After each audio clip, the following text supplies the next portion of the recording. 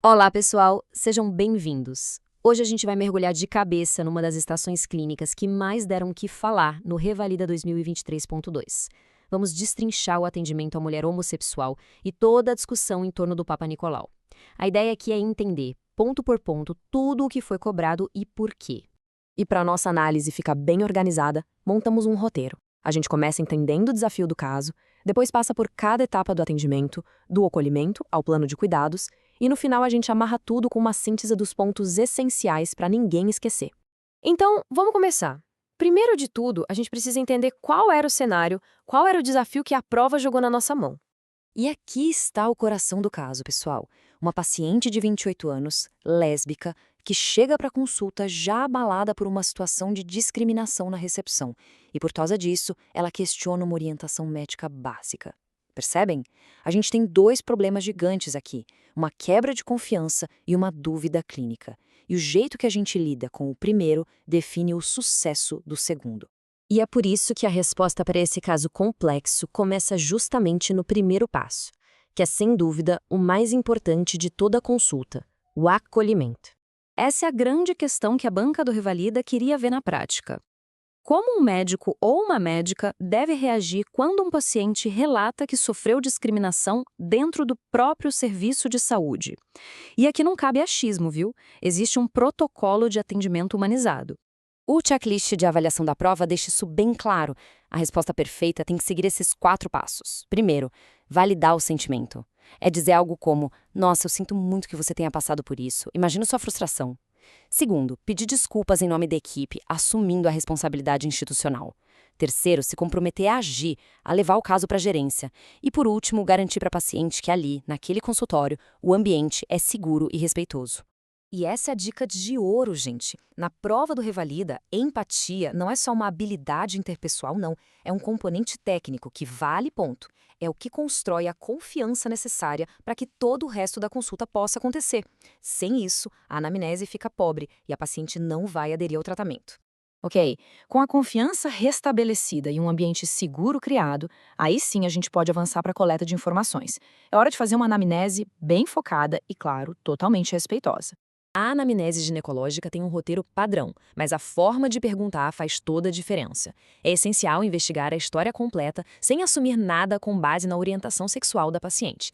Cada uma dessas perguntas tem um motivo clínico bem definido e pode apostar, estava lá no checklist da prova. E agora, atenção para esse detalhe que é a virada de chave do caso.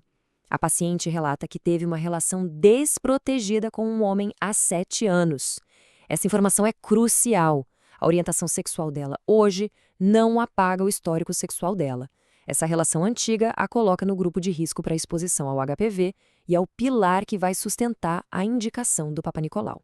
Com essa informação em mãos, a gente consegue construir um raciocínio clínico sólido para finalmente responder à pergunta central da paciente. Afinal, mulheres que se relacionam com mulheres precisam fazer o Papa Nicolau? Essa é a grande dúvida, um mito super comum que a gente precisa derrubar usando ciência. E a resposta é um sonoro sim. Mas não basta só dizer que sim, a gente precisa explicar o porquê. E aqui a gente vê o contraste perfeito. De um lado, o senso comum, o mito. Do outro, a evidência científica. A indicação do exame não tem a ver com o gênero da parceria atual. O que importa é a idade e o histórico de início da atividade sexual. E tem mais. É super importante explicar que, embora seja menos frequente, a transmissão de HPV entre mulheres é sim possível. E para dar aquele embasamento técnico, a gente se apoia nas diretrizes do INCA, do Ministério da Saúde. A paciente tem 28 anos e já iniciou a vida sexual, então ela preenche os 2 critérios. E olha que legal, orientar sobre a periodicidade correta do exame também era um item que valia ponto na estação. Outro conceito muito importante cobrado aqui foi o de captação oportunística. O que é isso? Bom, a paciente já está ali na consulta, certo? Então a gente aproveita essa oportunidade para realizar os cuidados preventivos necessários. Em vez de pedir para ela marcar um outro dia, a gente oferece para fazer a coleta do Papa Nicolau na mesma hora. Isso aumenta muito a chance de ela realmente fazer o exame. Certo. Acolhemos, investigamos, explicamos e indicamos o exame. Acabou? Não. Agora a gente monta um plano de cuidados ampliado, pensando na saúde da paciente de forma integral e inclusiva. E pensar de forma integral significa ir além do Papa Nicolau. É mandatório oferecer a testagem rápida para outras ISTs, como HIV, sífilis e as hepatites B e C. Isso é parte do cuidado completo para qualquer pessoa com vida sexual ativa. E aqui vem um ponto que diferencia um atendimento bom de um atendimento excelente. É orientar sobre práticas de sexo seguro específicas para mulheres que se relacionam com mulheres. Falar sobre o uso de barreiras de proteção, como o Dental Dam, sobre a higienização de acessórios. Isso mostra um cuidado genuíno e um conhecimento aprofundado, que vai muito além do básico. Ufa! Passamos por todas as etapas. Agora, para fechar com chave de ouro, vamos fazer aquela síntese, um resumo com os pontos-chave para fixar tudo o que a gente viu e garantir aquela pontuação máxima na prova.